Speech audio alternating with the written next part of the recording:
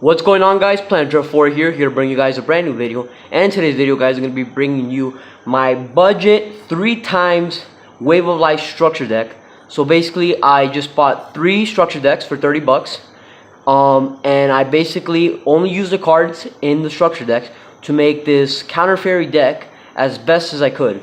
So no added cards, like no Card of Demise, no Pot of Desires, no any of that stuff to make the deck better. I'm only using what's inside the structure deck, okay? So I'm gonna be showing you guys my deck profile. Hope you guys enjoy. If you guys want to see more deck profiles like this, or I use the structure decks that come out, let me know and I will do them. And let me know what you guys want to see in the comment section below. Alright guys, without further ado, let's get this started.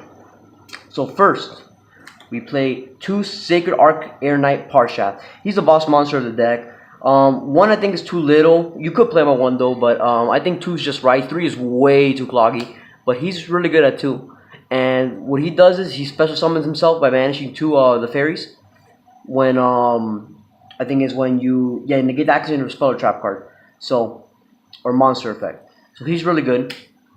Then you play, I think, the best card in the deck, Guiding Ariande, or however you say it. This card, basically, you don't have to pay costs for your counter trap cards. Basically, it's really good. You don't have to pay life points. You don't need to discard. So it makes cards like Ultimate Providence really good.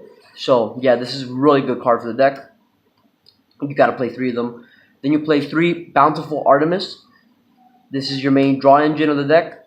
Every time you activate a counter trap, you draw 1 card. It's not even once per turn, so that's pretty good. So this card you gotta run 3 of also. Then to protect your guys, you run 3 Honest. Now that he's at 3 with a previous ban list, so you gotta protect your guys because your guys aren't that big of beaters except for your boss monster and Minerva, who can buff herself. But beside that, your guys are pretty weak, so you need 3 Honest to protect them. Sorry guys, that was my dogs in the background. Okay, going on, you play 3 Minerva Scholar of the Sky. This the card is talking about like a buff itself at 500 every time you activate a counter trap card.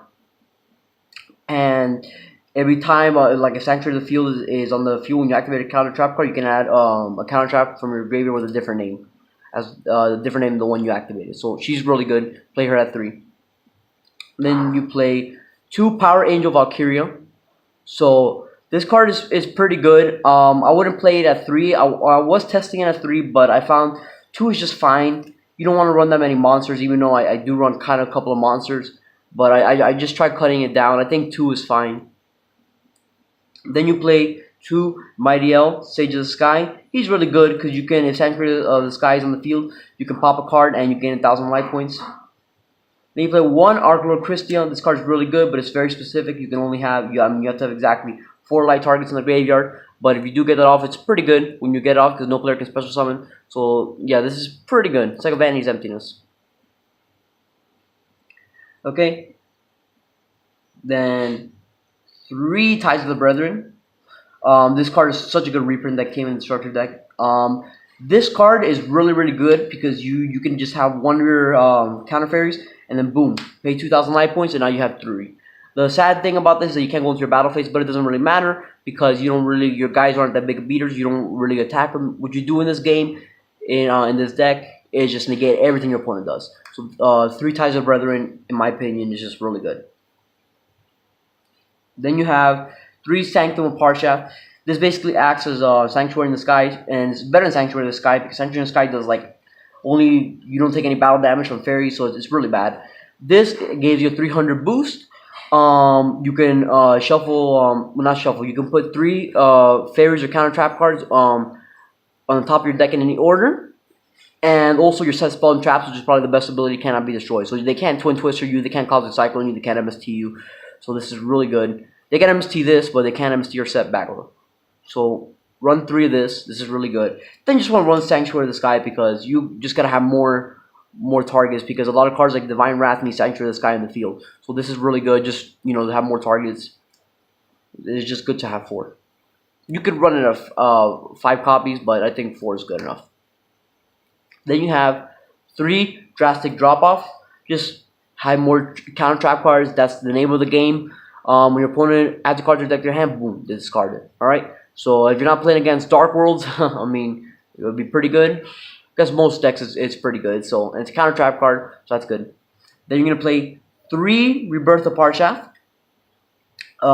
This card is really good because if you have this dude, let me show you. Where is he? This dude right here. You don't have to pay cost for this. You do got to reveal a counter trap card in your hand, but besides that, you don't got to pay the cost for this. This is really good, and you can special summon your boss monster from your deck or Parshath monster from your extra deck. But structure deck didn't come with any extra deck card, so just your main boss monster. Then you're gonna play 3 Ultimate Providence.